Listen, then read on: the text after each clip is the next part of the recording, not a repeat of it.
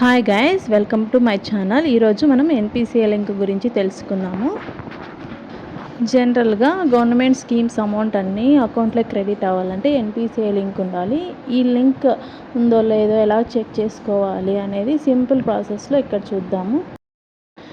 ముందుగా UIDAI Aadhaar website open చేసి ఇక్కడ లాగిన్ అనే బటన్ క్లిక్ చేయండి. చేయగానే Aadhaar number and captcha enter చేయగానే ఓటీపీ వస్తుంది. ఓటీపీ ఎంటర్ చేసి లాగిన్ అవ్వండి. ఇక్కడ డాష్ బోర్డ్లో